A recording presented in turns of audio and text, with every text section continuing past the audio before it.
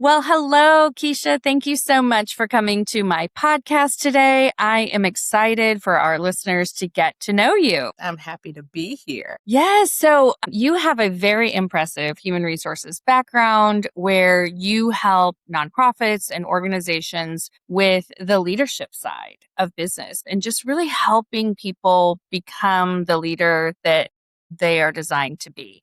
So before we dive into the nitty gritty, I'd love it if you could just tell us a little bit about yourself and your background. Yeah, I am a Midwest girl that really moved to the South and decided to make my life in the South. I grew up in HR, started in HR in the mid 90s before it was cool. Mm-hmm. It was Mm-hmm. personnel and it was a lot of administrative type of roles. I kind of grew up in it. I always say I'm not new here. I grew up here Mm-hmm. and matriculated up into the C-suite. But at the same time decided that I needed to do something different because I was really concerned about HR and not HR in respect of HR and organization, but HR as in respect for the people who do the work. Mm-hmm. And so my question has always been, well, who is HR for HR? Yeah. And Yeah. honestly, we never had anybody. And so I thought about in my career, what did I need? And I Mm-hmm. needed a sparring partner. I needed a coach. I needed an advisor. I needed somebody I could just blow steam with and just be Right. like, hey, I can tell you what's going on with these people. And so because of that, I jumped out in 2020 and started the Elevate Her. Okay. And the Elevate Her primarily has been sitting at the intersection of executive coaching, leadership development. We started off really working with HR professionals and HR leadership teams Mm-hmm. and have kind of branched out. And so now we serve a plethora of different leadership teams and we work with nonprofits and some small businesses doing HR consulting work.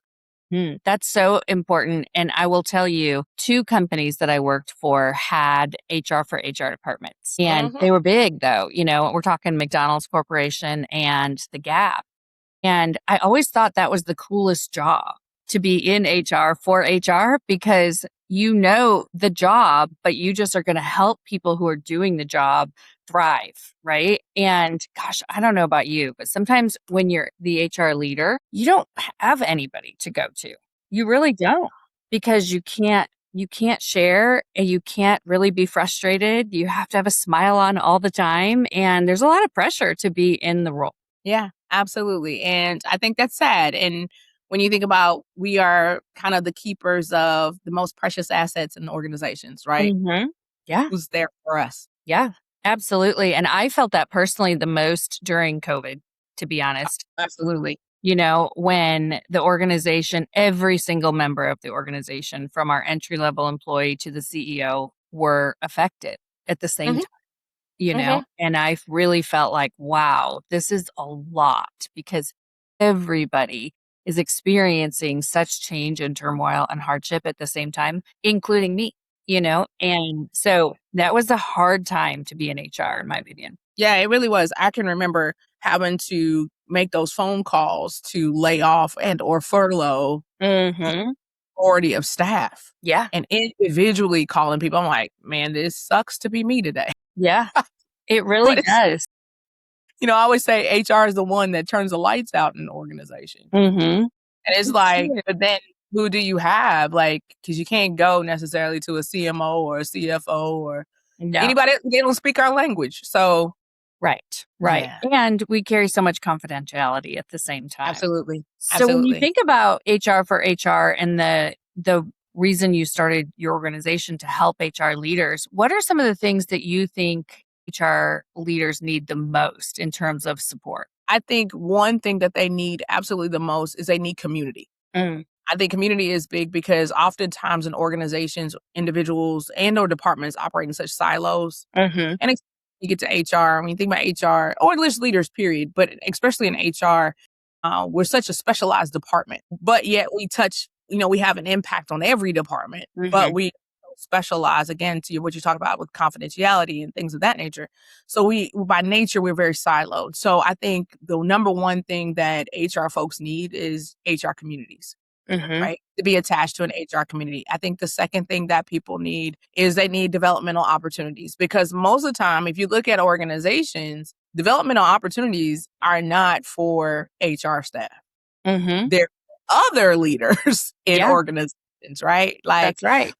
ones that are supposed to get them hooked up or into these leadership opportunities or development opportunities. However, who's developing HR?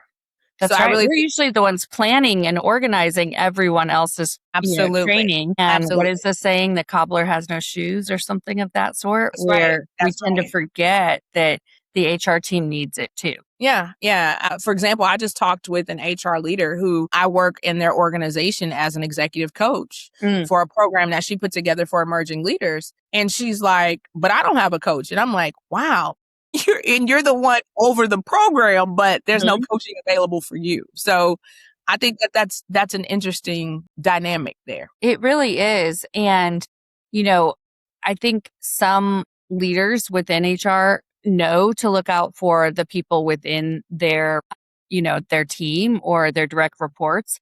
But so many times HR is just a small team, right? It's just one, two, three people total. Yeah. And, Yes. in that situation, we have to have that great relationship with our boss or the CEO, whoever that is, to make sure that our team's needs really get met as well. So I think they need community development and I think exposure. So Mhm. CD, right? I'm Yeah. sure there's a letters in the alphabet, but definitely C, D, and E, community development and exposure. Yeah, I love that. I think those are exactly what they need. And when I look back at my own career, gosh, that development was so key because, I majored in marketing and public relations, not HR. And I was lucky enough to start in HR at McDonald's Corporation, where they would send us to week-long internal HR training classes. I always say that I got more in that than I probably did in my whole degree because they just developed us so much. But that's not what I see in most situations. So Right. when you think about the HR development, the development for the HR team, what do you recommend if somebody's listening to this now and they're like, yes, I should develop my HR team? Are there any resources that you have found that work really well? Yeah, I think one thing that I am big about is not things that are necessarily off the shelf. Mhm. I think that it's important to have for HR teams. Now, this is not for all teams, but for HR teams specifically, I'm a big fan of having customized development for them, right? Yes. Meet them where they are. I've had clients where I've had to do HR one on one. Like, Mhm. let's talk because it was the younger set of staff members. This was their first roles in HR. They don't know all the things, right? Right. As seasoned folks as we do. So I think it's that. I think it's teaching them specifically how to navigate sensitive information. Like there are Mm, certain things that for it's sure. not your core leadership competencies, accountability, communication. Yeah, you're going to learn those things, but there's a different path I believe that they need to have. Absolutely. That's the Absolutely. And, oftentimes I have found in my own world of HR consulting that the person who gets the HR role maybe started in an office manager role. absolutely. Yeah, and I see that quite a bit, and so, gosh, that development is even more important Hmm. when they don't come with the education or even, like, somebody to guide them, right? We think a business owner puts somebody in the have the responsibility of HR. Sometimes it's even finance that has this responsibility of Hmm. HR. Yeah.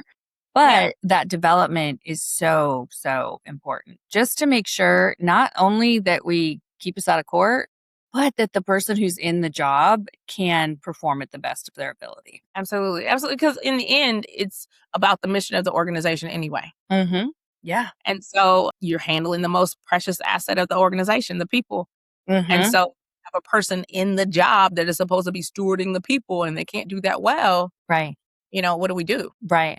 And, I want to go to something you said. You and I both started in HR around the same time. For me, it was around, yeah, like 1994, 95, probably 94. Mhm. And, it was more personnel back then. Mhm. It really was. And the word personnel just gets under my skin because I'm like, oh my gosh, that's just so old school. And I fought it for years. I mean, so many companies really view human resources as the admin function, right? We do paperwork, we do payroll, and, that's really it. Have you seen in your HR consulting the same thing? And if so, how do you help change the mindset of what HR is capable of? I absolutely have seen it, and I often say HR sometimes is the cleanup crew, the help. Mhm. Like, we get those extra, like, those auxiliary roles, if you will. True. So I absolutely have seen that. And I think, I mean, truth be told, I think when we're thinking about how to change the mindset, I think it starts from the top down and what is Mhm. the culture of the organization, right? Mhm. Because there are just some organizations that just plainly look at HR as the help. Let's just be honest, Mhm. right? Yeah. Much as they say they care about their people, which they may, but they may not care about the people function. Mm. Right, and they Yes. still regard HR in that very much administrative role, the help role, that type of deal. And in that case, I don't know that there's a lot that you can do, right, to Yeah. change the I mindset I agree. because it's a cultural thing at that point, right? And Mhm. it's a cultural thing and it's what's been accepted and rewarded over years. And so I think the thing is not to be frustrated if you're in a situation like that, but to still bring the most value that you can into that organizational space. Yeah. But I think when there is an opportunity, I think it's always helping that organization to understand that HR is not the office of no. We're not the principal's office. We're not the police. We're not those things. We Yeah. don't police Something to be policy. scared of. Yes. Right. It's nothing to be scared of, but that we are in fact a true business partner. Mhm. And I think a lot of that is how we shift mindset is the way that we enter spaces with other business leaders within the organization, right? To learn how to speak the language of the business. I tell folks that all the time. I'm like, nobody speaks HR but us, Yeah. I but think you're everybody right. speaks the language of the business, whether that be time, money, innovation, everybody speaks that. So Mhm. we have to learn how what we do impacts the business. And if I think of when we can speak that, then that shifts the perspective of who HR is in this organization. I couldn't agree more. I always describe myself in human resources as a strategic business partner, right? Mhm. Like somebody who wants to know everything about the rest of the business so that I can do my job better, right? And Mhm. so if we're HR in an office focusing on admin, then we certainly don't understand the latest marketing campaign and the big operational change that's happening and, the goals of the organization and even the finances. I love to talk about the impact that human resources can have on the bottom line in the P&L. Mhm. But you'd be surprised how many HR professionals don't know how a business makes their money, spends Mhm. their money, the Yeah, biggest financial drivers in the organization. They don't understand it. And I'm like, but you need to, we do. because if not, you are easily replaceable. Yes, 100%. And honestly, that's how I always say that, when you understand everything else that's happening in the organization, then as an HR leader where your priority fits into their priorities. And I Mhm. think sometimes the worst thing we can do is assume our priority in human resources is the most important thing on their plate. And we lose credibility almost instantly when we're Mhm. trying to get them to do something and they're like, do you have no idea what else is happening right now? So I think the best HR leaders are really in tune with what's happening in the company. Absolutely. And what's happening in the market. Yes, yes. Right? I mean, there's that global perspective piece and not just global from, being all around the world, but global in everything that our organization touches, everywhere the states or that our organization. No, it's just having that global perspective to understand that the world is so much bigger than my desk. Right. Absolutely. Absolutely. So I know one of the things that you help leaders with is their identity as a leader and their executive presence and really confidence in how they show up. Can you tell me a little bit more about that? Yeah, I think what I realize in all of the coaching adventures that I have is that many folks don't present as confident as they really should. Hmm. Right. And somewhere they get lost in the sauce and they don't show up Hmm. and nobody knows they're in the room. But at the same time, there's another thing that's operating, and that's the desire to want to have a seat at this proverbial table. Hmm. And it's like, well, you already have the seat, but now it's time to actually own the seat in which you're in. And so a lot of times that's what I found myself working through with people on is really how do you confidently sit in the seat at the table? You're there. Yeah. We've You're earned there. the They right. hired We you. have the title, right? We Right. have the You're there. title. We've gotten the position. So how do we Right. show up in a stronger way? Yeah. And so I think it's a lot about, one, first of all, I think is a level of self-awareness. Hmm. And just to say, you know what? I'm here. Like I applied for this position. I got promoted into this position. However you got there, you're there. And the people that around you, regardless of, maybe contradictory opinions, you're there, right? You're there, and the people know you're there. And especially if you're sitting at an executive table, it's like you have a leadership responsibility to speak up while you're there. Like that is your job. So I think that's the first thing, is to become self-aware and that you are in fact there, right? And to be confident in your own abilities. And I always tell people, confidence is nothing but trust, and trust is nothing but consistency over time. And so the kind of the question that I tell people all the time is to ask yourself, like, how many times have you had to do hard things, and were you successful in them? Absolutely you were. So you're confident in that piece. Like how many times have you had to step into something that you knew absolutely nothing about and solve it? If you can say you've done that, be confident in that. And you've consistently done it, be confident. So I think the first thing is always self-awareness. The second thing I think is how people communicate, right? And I think there are levels of communication. And I think that in my mind, I always think about it, there's 3 different levels. The first level 1 is kind of like, I just spit out data. Think about your report outs. This is what I know, right? Nothing crazy. Just I'm spitting out data. Level 2 is, now let me kind of interpret what I said for you a little bit, give you a little backstory on it, help you to understand it. But I think from an executive presence standpoint, we have to move into level 3. And level 3 is more of, I'm convicted. I'm standing on my convictions about what I know to be true. Here's what I know to be true. Here's the risk associated with this. Here's my recommendation, and here's how we're moving forward. And then you get quiet. Yeah.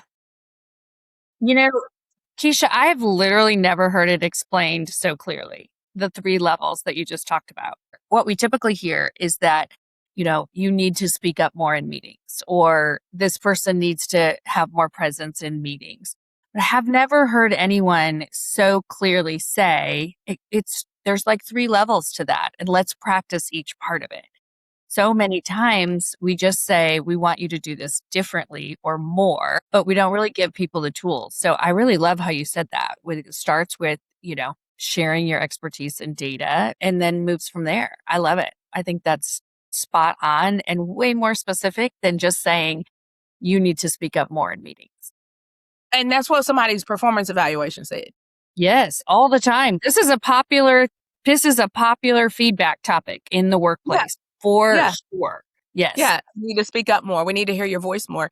And the thing is that, well, okay, yes, but how do you do that? And again, not from a report out place, but I often encourage people, like, think about the last time you were in a senior meeting or you were in a meeting where it was a little bit more high stakes. What level did you find yourself in?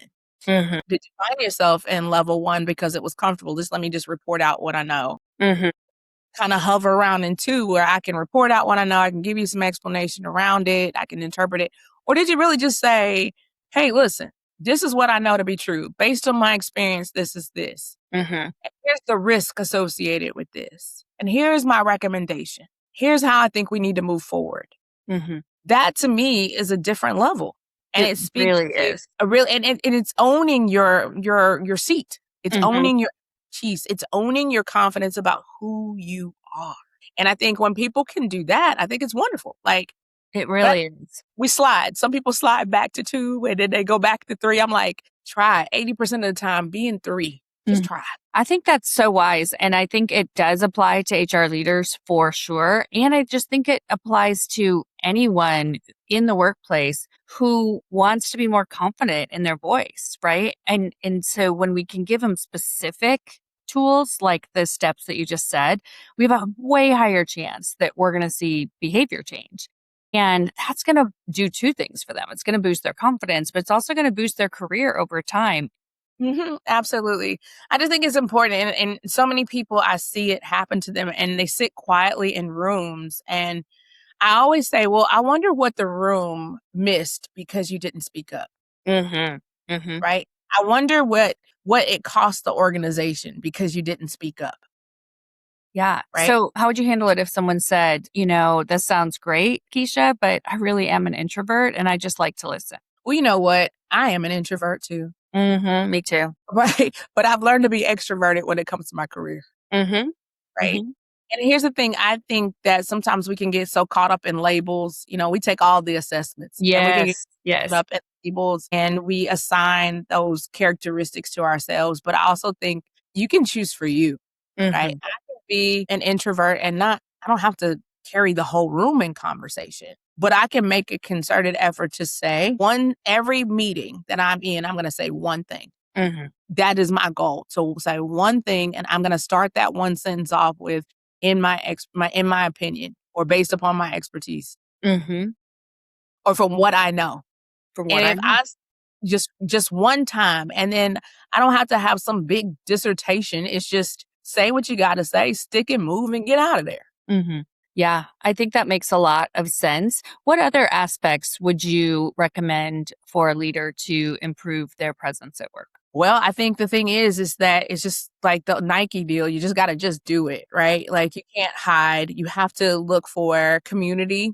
Again, I'm big about community. Be in a community of people that will hold you accountable, right? So everybody has their favorite coworker. So it's like Yes. find your favorite coworker and say, "Hey, can you hold me accountable? That so you won't let me shrink back in a meeting, and I won't let you shrink back." Mm. I think it's finding someone that can help them, whether Mhm. that be a coach or better yet, a therapist. Because sometimes it's therapy, right? Because maybe it's a traumatic thing that happened. Workplace trauma is a real thing, Yeah, right? That it causes is. people to lose their voice. So I think it's that. I think it's also just owning what's true for you and going at your own pace. I mean, because there's no one size fits all in any of it, right? I think it's, your personality, what you're comfortable with. But then I always say, step outside of being comfortable, but you don't have to like go to the extreme.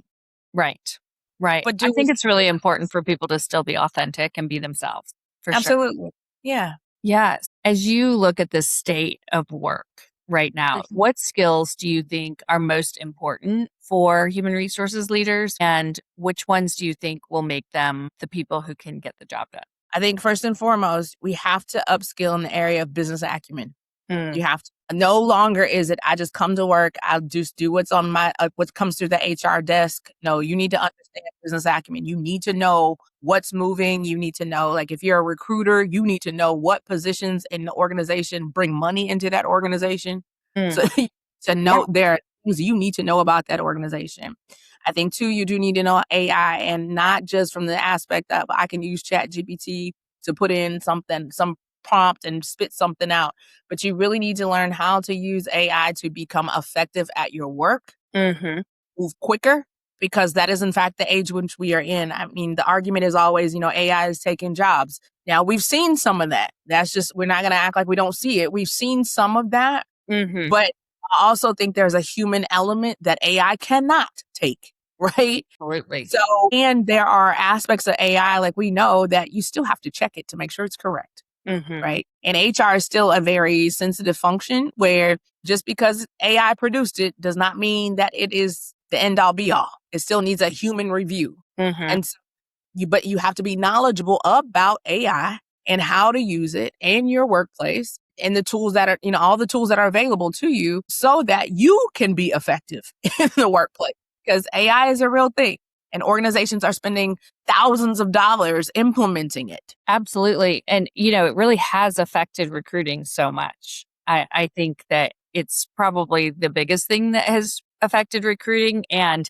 in many ways, we should think that that makes getting a job or hiring people faster. And I think we're still in that clunky mode right now Mhm. where Mhm. it's super important. I'm a huge fan of using AI in my business, and it is hard to get a job right now. And it is hard to hire right now and to find the right person. So I feel like we're in that tech transition of, is the AI we're putting into the recruiting platforms working yet? Or is it sometimes causing a little bit of a bottleneck, especially when it's the interviews that are purely pre-recorded and AI is deciding who the candidate's going to be? I personally think that's taking it too far. I think it is as well. I had a client that actually applied to a role 4 times, the same role, and she got it on the 4th time, but it was something that she had to just say differently. And I was just Yes. like, so this is what I'm saying. There still has to be a human touch in It there. really, really does. Yeah, I Right. think so too.